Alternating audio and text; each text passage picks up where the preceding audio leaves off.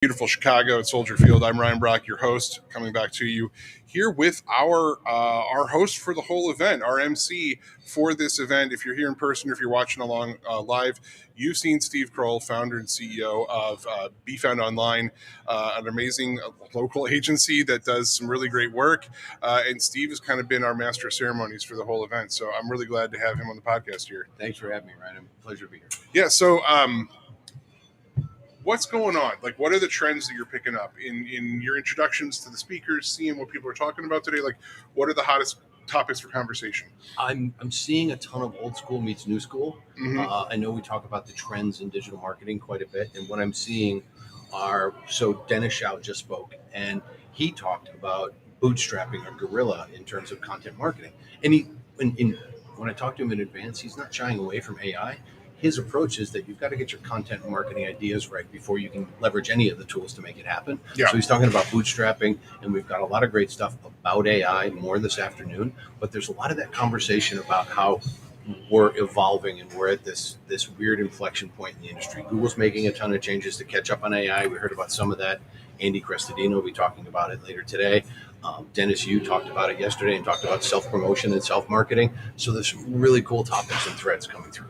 Andy's here. He's going to. Yeah, Andy will speak. He's our closing keynote. I did not know that Andy was going to be here today. That's cool. So you should definitely check that out. Andy's a great speaker. Andy's amazing. Local guy, so it makes sense that he's here.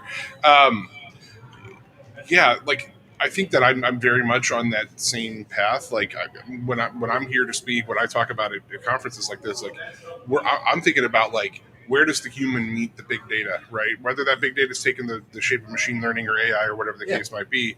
And it seems like I've found the same thing. I've done a few interviews for the podcast this week at the conference. And like, I just spoke to a guy who's like, listen,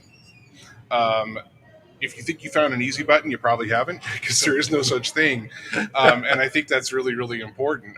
So what do you think is like, have you found any takeaways here yet that you're going to bring back to your agency? That's something that you haven't thought about or maybe think about in a different way? I did make some notes along the way. And for me, it's about, so what I did yesterday after Dennis brought me on stage and showed me my knowledge card, I went and claimed it. I was trying to get it in the claiming and success this morning so that I now own my knowledge card on Google. Great takeaway for people that want to be thought leaders or subject matter experts. Get out and claim your thought card. Listen, I'm in this space. I've been in it for 20 years. I had no idea I could claim my thought card on Google. So he showed us that. It's just a quick little hack for people that want to own their voice. And now I'm verified with Google, and I don't know what that means. I got to go in and edit my profile yet. Yeah. But now it's mine. So little things like that. And then talking about thought leadership and building out a thought leadership program and understanding what it takes to actually get out there and do it. I mean, you've been on the circuit a long time. We met last year when you were doing this. Yeah. And you continue to evolve your speech. We continue to see you promoting the book. And that's the idea of thought leadership. And what I love about what you do is that you speak about this. You're following the evolution of SEO along the way, but Demand Jump, the platform, is right there every step of the way, evolving. But also, what I heard you say yesterday is that you've had the good fortune or good planning or great execution to sort of stay a step ahead of what the search engine is doing.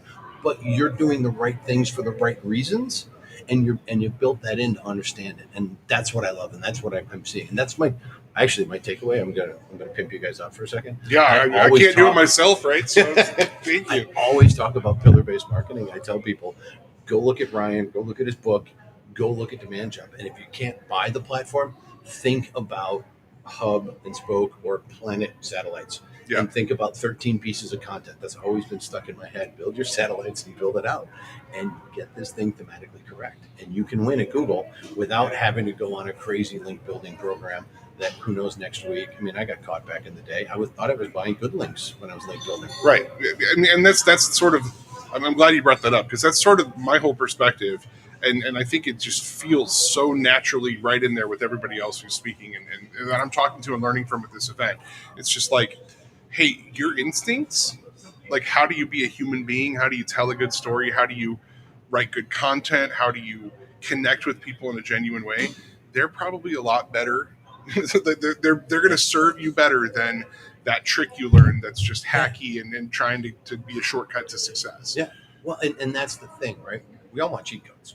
Yeah, of course. But you've got to do it in the right way. And here, you know what? My tip for people who say, how do I get ahead of Google? How do I understand how to leverage the search engine and do things? Follow some of the affiliate marketing folks. They are always pushing the limits and the boundaries with Google. And it's not always clean, folks. All right, there's white hat, gray hat, black hat. All right. Yeah. If you're running your own site, I would argue they can get into a little bit of gray. But if you're spending other people's money, you stay away from gray and black, and you stay white. Yeah, I mean, I've been white my whole career, but mostly because I think that like even 10 years ago when SEO, you could get away with being hackier about it.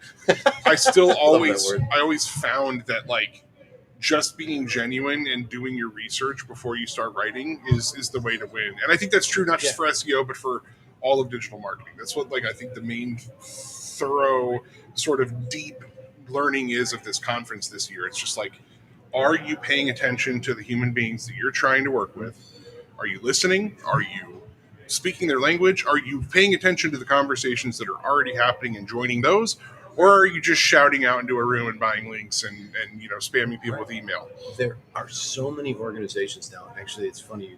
You caught me in something. I ran outside yesterday and recorded a short video for my Big Ideas with BFO. I was sitting outside. The conference triggered something, and as I'm standing outside, we're a beautiful Soldier Field in Chicago, and it's empty outside. And they're replacing this. They spent $600 million on it 20 years ago. Yeah. And I mean, it's cool. I don't know, it's crazy because it gets to be December here in Chicago when it's cold, but they don't like it. And they're going to spend $2 billion on a brand new complex. How many miles from here? Yeah. Right. And so it's this idea that in technology, we're always looking for the next technology to slap onto our business problems. And where you take me is this idea of get your framing right. Understand what you want to build and why, whether it's technology, whether it's content, whether it's a website, doesn't matter. Get your framing right. Do all the work up front so you know exactly what you're going to build. What happens, and Carl Sakis, the business coach, talks a lot about this. He says, be careful and think twice before you replace the project management platform, because we think we're getting all the bells and whistles, but we don't think of the switching costs of moving to a new platform and understanding how the processes are different. So it's like what you're saying. It's like, I want to find the next GWiz tool to save me time and money, but they don't always save you time and money. Something I like to talk about a lot that I think is really pertinent to this conversation is I like to remind people about what they forgot in English class back in high school, which is that Shakespeare's sonnets, 180 of them, right? We still read them to this day. And every single one of them uses the same rhyme scheme, uses the same meter, uses the same coupling of it's all written exactly the same. The reason that that's boring today is because we don't care about that. Like, there's nothing exciting about that. But the reason it was advanced for the time was that Shakespeare knew that his audience was illiterate and they couldn't read this stuff. His financiers were reading it, but if he wanted to, win the people over, he needed to make his poetry accessible. And he did that by making sure that every time he released another one, that performer, that crier in the pub that's reading it, it's da da da da da da da da da, and the rhyme's the same. And it's easier for me as a fan of Shakespeare at the time to remember what I've heard and share with my friends, my family, whatever. So the illustration, the analogy I'm making is like, that's technology. At the time, that's technology. That's Shakespeare saying, okay, this is my structure, this is my framing, if you will, and how I'm going to operate in a way that makes sense. And within that, he could create wonderful works of art. I mean, these 180 sonnets are all different. They're not repetitive. They're very, very unique pieces of art. I think marketers are in a sort of similar boat right now, where I think figuring out what are the structures we're working in, what are the channels we're working in, and how do people want to learn? How do they want to behave? Getting that figured out so that you can tell a compelling story is so important today. Absolutely. And when I hear you talk about Shakespeare and the sonnets, he knew his audience. Yes, right? Exactly. He knew his audience. He figured out what was going to work with them and resonate with them, and whether it's a time and a place. Now, you might argue if somebody created sonnets like that and 180 of them, they'd be argued that AI did it for them. because it's very similar and it's very patterned. Oh no, you got to fix that. There must be AI. And it's this idea that if we understand our audience, and that's actually what's going on right now, we're talking about B2B customer journeys on stage now, is this idea of understand your audience, and then you can actually build a conversation with them. And to your point, yes, we can use technology to help enhance that conversation and move it forward, but don't replace the human. Everybody I meet at this conference this week, this couple of days, I'm going to reach out to one-on-one. I'm not putting them into a sequence. I'm not going to use a tool to send them a 6-point sequence and a phone call. I'm not going to do that. I've met everybody. I like talking to everybody. I'm going to reach out one-on-one, just say hi, and I'm going to see if we can have a real or virtual cup of coffee. That's wonderful. So you're a unique MC in that you also got the privilege of kicking the whole conference off. So do you want to tell us a little bit about your presentation here at DigiMarCon and give us a few Cliff's Notes for the audience at home? I'm going to tell you honestly, it was a little awkward being the MC and then jumping right into and here I am. I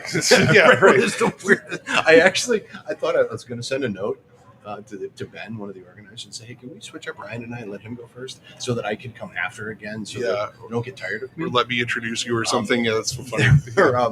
I've taken a speaking class recently. He said what you need to do is every 5 to 7 minutes, you lose part of the audience in your presentation. So you have to have something, I forget exactly what he calls it, but I think about it as something you hit them with. Whether you put a video up or whether you say something or you bring the audience into it. Or in my case, you play the same Sarah McLachlan song about 10 times during your presentation. It's your walk-up song, man. Yeah. But about the presentation itself, Google has delayed the death of the cookie again and again and again. What the message I'm trying to lead people with is you can stop paying attention to the death of the cookie if you start thinking about privacy and compliance now. And there's some simple things that you can do today, such as improving your policy. I've been talking a lot for 2 days. Yeah, your mouth has just been taken over for you, I think. Privacy policy, your consent banners, leveraging Google's consent one for your advertising. And then if you've got the time, gumption, and a few bucks or the resources to do it, is server-side tracking. If you implement server-side tracking, you don't have to worry about the cookie problems. Yeah, and we talked to Kyle on the podcast yesterday about that. So if you want more information about that whole topic, you can skip like 3 or 4 videos back on our timeline, and you'll be able to find that. Let me throw in a PSA here, too, because as of July 1st, if you've got Universal Analytics data from last year before you migrated to GA4, that's going away. Google's cutting it off. Now, will they change the deadline? I don't know. It's their sandbox. But there are UA backup solutions available, or you can export spreadsheets, CSVs, and PDFs if you need to preserve that data. Yeah, that's really helpful. I love the practical insights that people can take and just go do. So do that if you're not thinking about it. And also just consider how even that message that's so focused on one specific channel and one specific, not channel, but concept, it's still very much in line with this notion that, like, what are you doing to get your hands dirty as a marketer? What are you doing to get to know your audience? What are you doing to figure out for yourself? Do your own research, get your own server-side analytics going so that you don't have to trust the mega corporations out there who I'm sure have all of our best interests in mind. Always. It's so funny. We serve them, and it's a love-hate relationship. It always has been. Yeah, I feel like if I met with Google at this point, it would be like I'd be like a teenager meeting, like getting lectured by dad, and I'd just be like, "You're not my real dad. Don't talk to me." You've been in this space long enough, and it used to be that agencies in the paid media space would have a Google rep, and you'd get to go out to the Googleplex once or twice a year, and you get to learn the trends and everything else. I can't tell you the last time I was invited to the Googleplex. I've never been invited. Yeah, I've met with a few people from Google who are pretty formative in the construction of like AdWords and sure. And even their organic search. And I've been told very privately that I'm onto something here, but I don't think Google it's not in their best interest to acknowledge what we're doing. Anyway, we've gotten on a tangent here.